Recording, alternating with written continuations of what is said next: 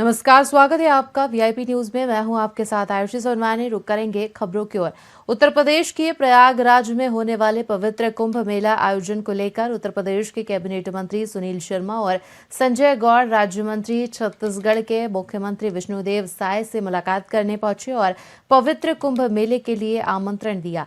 आमंत्रण को लेकर मुख्यमंत्री विष्णुदेव साय ने कहा कि प्रयागराज में 2025 में पवित्र कुंभ मेला का आयोजन होने जा रहा है। छत्तीसगढ़ के लिए बड़े सौभाग्य की बात है कि उत्तर प्रदेश के मुख्यमंत्री योगी आदित्यनाथ ने अभिनव पहल की है और महाकुंभ मेले के निमंत्रण के लिए कैबिनेट के 2 मंत्री भेजे हैं। इस आमंत्रण के लिए उत्तर प्रदेश के मुख्यमंत्री का आभार व्यक्त किया।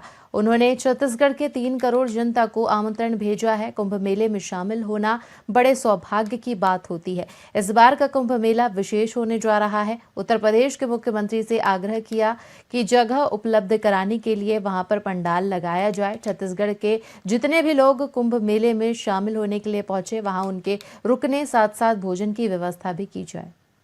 प्रयागराज में पवित्र महाकुंभ मेला 2025 का आयोजन हो रहा है और छत्तीसगढ़ के लिए बड़ा सौभाग्य का विषय है कि हमारे उत्तर प्रदेश के माननीय मुख्यमंत्री श्री योगी आदित्यनाथ जी एक अभिनव पहल किए हैं। महाकुंभ के निमंत्रण के लिए 2 मंत्री अपनी सरकार का छत्तीसगढ़ भेजे हैं। आज माननीय श्री सुनील शर्मा जी जो कैबिनेट मंत्री हैं वो आए हैं। माननीय श्री संजय गौड़ जी जो राज्य मंत्री हैं वो दोनों आए हैं और दोनों माननीय मुख्यमंत्री जी का निमंत्रण लेके यहाँ पर आए हैं। दोनों का स्वागत है। प्रयागराज में पवित्र महाकुंभ मेला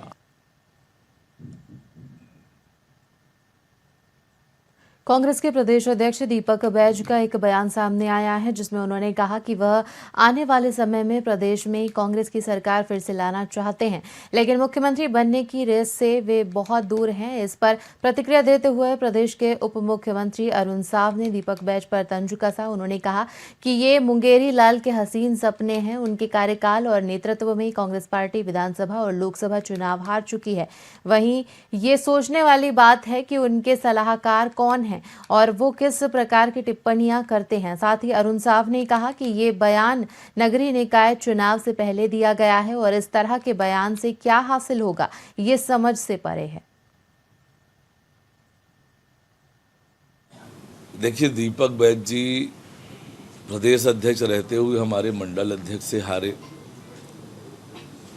और आज कांग्रेस की क्या हालात है ये किसी से छुपी नहीं है और पता नहीं उनके कौन सलाहकार है, क्या सलाह देते हैं, पर कांग्रेस तो डूबती हुई जहाज है। देखिए, मुंगेरी लाल के हसीन सपने देखना है तो इस पर किसी को रोक नहीं है। वास्तविकता ये है कि कांग्रेस की दुर्दशा सब जगह दिख रही है। हरियाणा में दिखा, महाराष्ट्र में दिखा, रायपुर दक्षिण के चुनाव में दिखा। अब ये जो मंजर है आने वाले निकाय के चुनाव और पंचायत चुनाव में कांग्रेस का यही हसर होना है। कांग्रेस जिस प्रकार से जनता से दूर जा चुकी है, कभी जनहित से इनका कोई सरोकार नहीं रहा है और इसलिए जनता भी इनसे दूर जा चुकी है। रायपुर में 2 दिवसीय स्मार्ट इंडिया हैकाथॉन का 7वां संस्करण 11 दिसंबर 2024 से अमेठी यूनिवर्सिटी में शुरू होगा। साथ ही देश भर के 51 केंद्रों पर भी इसका शुभारंभ होगा।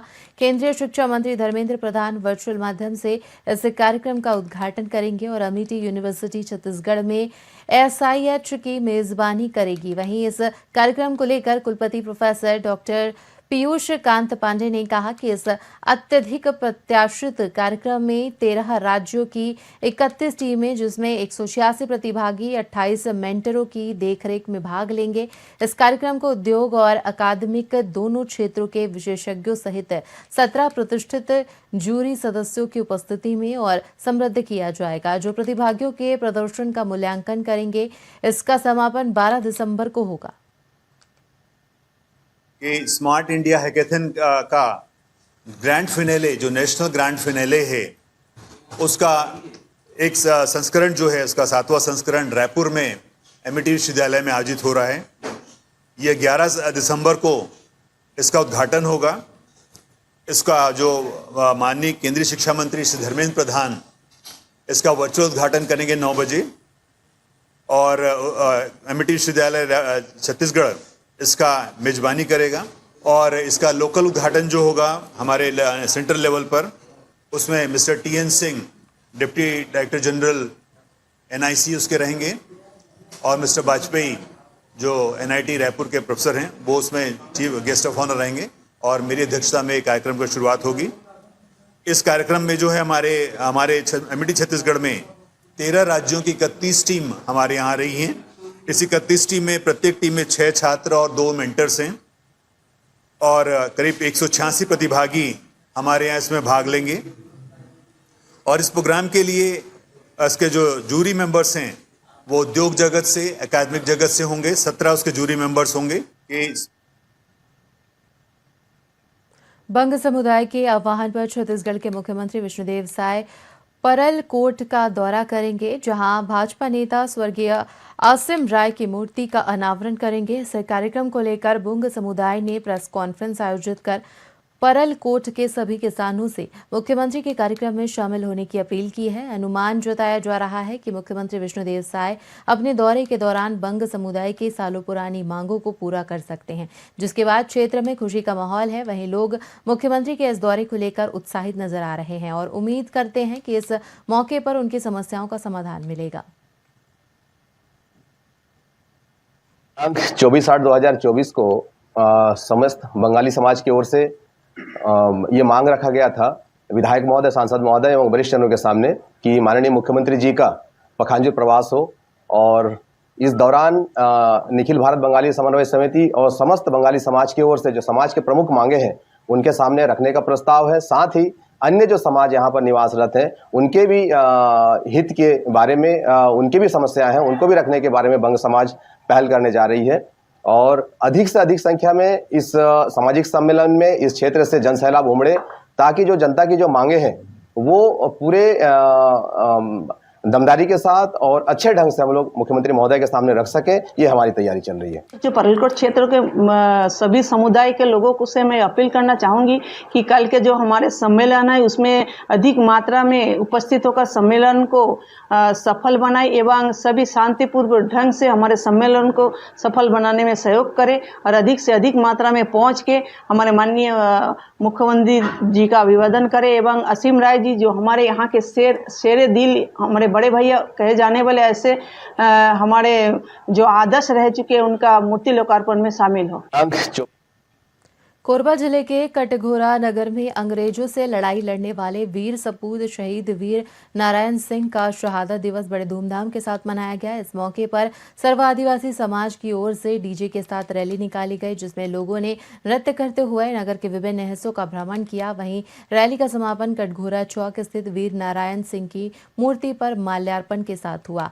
इसके बाद कटघोरा स्थित बालक छात्रावास में भी विशेष कार्यक्रम आयोजित किए गए। बता दें कि कार्यक्रम में उपस्थित नेताओं और प्रतिनिधियों ने शहीद वीर नारायण सिंह के साहस और बलिदान को याद करते हुए कहा कि उन्होंने अपने जीवन में लोगों के अधिकारों के लिए संघर्ष किया। मैं भागवत सिंह के इस कार्यक्रम के सह अध्यक्षता कर रहा हूं। आज अमर शहीद वीर नारायण सिंह स्मृति दिवस पर छात्रावास द्वारा विगत कई वर्षों से कार्यक्रम आयोजित किया जाता रहा है, जिसमें बच्चों के सर्वांगीण विकास, उसके नैतिक शिक्षा के साथ साथ इस देश के अमर शहीदों को ये स्मृति हमेशा याद रहे उनको, क्योंकि उनके याद करने से ही हम आगे बढ़ रहे हैं, हमारा समाज आगे बढ़ रहा है, ये देश बढ़ रहा है, वो केवल एक व्यक्तिगत समाज के लिए नहीं बल्कि पूरे देश के लिए अपना प्राणों की आहुति दी।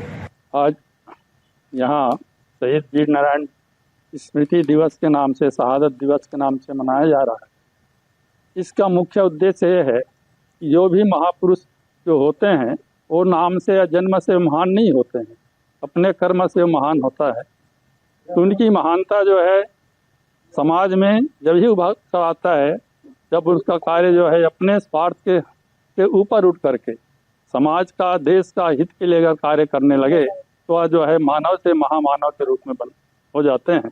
और जितने भी महापुरुष हमारे इतिहास में हैं उनकी जीवनी से, उनके कार्यशैली से हम सब लोगों को प्रेरणा मिलती है, आने वाले पीढ़ी को भी प्रेरणा मिलती है। जितने भी महापुरुष हैं वे सब अन्याय के विरुद्ध ही उन्होंने लड़ाई लड़ी है।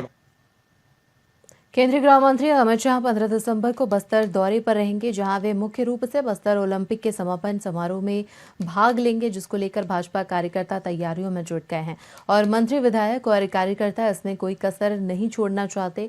वहीं शाह के दौरे को लेकर उप मुख्यमंत्री और गृह मंत्री विजय शर्मा ने अपने 2 दिवसीय बस्तर प्रवास पर शहर के दीनदयाल उपाध्याय भाजपा कार्यालय में बस्तर सांसद, विधायक और शीर्ष नेतृत्व के नेताओं की बैठक ली। उप मुख्यमंत्री ने बताया कि 15 दिसंबर को केंद्रीय गृह मंत्री अमित शाह दोपहर 1 बजे जगदलपुर पहुंचेंगे और बस्तर ओलंपिक समापन समारोह में भाग लेंगे। ओलंपिक में नक्सलियों की ओर से लगाए गए आईईडी ब्लास्ट में जीवन भर के लिए दिव्यांग हो चुके लोग भी हिस्सा लेंगे। जो नक्सली कार्य छोड़कर मुख्यधारा में वापस लौट आए हैं वो भी इसमें भाग लेंगे और इसके केंद्रीय गृह मंत्री उन कमांडरों के साथ भोजन भी करेंगे जिन्होंने बड़े बड़े नक्सल ऑपरेशन किए। और नगरीय निकाय चुनाव के संबंध में पूछने पर उन्होंने कहा कि चुनाव के लिए स्थानीय अध्यक्ष के नेतृत्व में भाजपा निगम और पंचायत चुनाव दोनों जीतेंगे। माननीय अमित शाह जी का आगमन 15 तारीख को दोपहर 1 बजे यहाँ हो जाएगा और बस्तर ओलंपिक के समापन के कार्यक्रम पर वो हम सबके बीच में आ रहे हैं। बस्तर ओलंपिक में वो भी खेलेंगे जो आईईडी ब्लास्ट के कारण, नक्सलियों के द्वारा लगाए आईईडी ब्लास्ट के कारण जीवन भर के लिए दिव्यांग हो गए हैं। साथ ही साथ ऐसे बहुत सारे लोग भी बस्तर ओलंपिक में भाग लेने आ रहे हैं जो पहले बंदूक रखकर जंगलों में घुमा करते थे, लेकिन मुख्यधारा में जुड़ करके उन्होंने समाज में ओहदा पाया है। वो सारे लोग भी हम सबके बीच में आ रहे हैं। नेशनल इंटरनेशनल लेवल की मीडिया भी आप सबके साथ काम करने के लिए आ रही है। इस बस्तर ओलंपिक के समापन के लिए माननीय अमित शाह जी का आगमन है। साथ ही साथ वो उन कमांडर्स के साथ उनका डिनर भी है जिन्होंने बड़े अभियान किए हैं यहाँ पर। और दूसरे दिन अमर वाटिका भी उनका जाना है, एक कैंप का विजिट भी है और उसके बाद रायपुर जाते समय LWE की एक मीटिंग लेकर के वो फिर रायपुर से प्रस्थान करेंगे। साथ ही साथ आसन्न स्थानीय चुनाव है, स्थानीय चुनाव में दोनों चुनाव है, नगरीय निकाय के चुनाव भी हैं और पंचायती राज के चुनाव हैं। इन दोनों ही चुनावों के संदर्भ में भारतीय जनता पार्टी की माननीय जिलाध्यक्ष जी के नेतृत्व में मजबूत रणनीति बनी है। हम जगदलपुर नगर निगम भी जीतेंगे और स्पष्ट तौर पर दोनों ही स्तर पर जिला पंचायत में भाजपा का कब्जा होगा और नगरीय निकायों में भी भाजपा जीत कर आगे। माननीय अमित शाह जी का आगमन 15 तारीख को दोपहर 1 बजे माता रुक्मिणी आश्रम धनौरा में 3री कक्षा की छात्रा की मौत हो गई है। बता दें कि फूड पॉइजनिंग की वजह से बीजापुर अस्पताल में 27 बच्चों को भर्ती किया गया था, जिसमें से 9 बच्चों को आईसीयू में रखवाया गया था और शिवानी तेलम को देर रात मेडिकल कॉलेज जगदलपुर रेफर किया गया था, जिसके बाद बैरमगढ़ में बच्ची ने दम तोड़ दिया। शिवानी तेलम बीजापुर ब्लॉक के तुमनार निवासी है। साथ ही अभी भी कई बच्चे बीजापुर जिला अस्पताल के आईसीयू में एडमिट हैं, जिससे शिक्षा विभाग की बड़ी लापरवाही उजागर हो रही है। जिम्मेदार अधिकारियों के नियमित निरीक्षण नहीं करने का नतीजा है कि बच्चे जिंदगी की जंग लड़ रहे हैं। इस मामले को लेकर जिला पंचायत अध्यक्ष शंकर कुड़ियाम ने कहा कि जिम्मेदारी कर्मचारियों पर कड़ी कार्रवाई करनी चाहिए।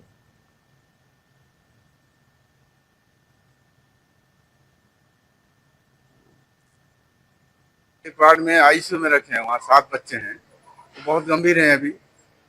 देखने से उनको क्या खिलाएं क्या नहीं, देखने से तो बहुत नाजुक है अभी। और एक जगह 12 बच्चे हैं, वहाँ भी वही स्थिति है। एक जगह 17 बच्चे हैं, वहाँ थोड़ा कुछ बच्चे ठीक हैं, किसी को पेट दर्द है, किसी को दस्त रुक नहीं रहा है। ऐसे देखने से कहीं ना कहीं हॉस्टल में न कहीं कुछ खाने पीने में लापरवाही हुआ होगा। सुबह खीर पूरी खाए, उसके बाद खाना चना आलू खाए, 1 बजे के बाद शाम को पनीर और खाना खाए, पनीर के साथ आलू चना था। वार्ड में आईसीयू में रखे हैं, वहाँ खबरों में फिलहाल इतना ही। तमाम बड़ी खबरों के लिए देखते रहिए VIP न्यूज। मुझे दीजिए इजाजत। नमस्कार।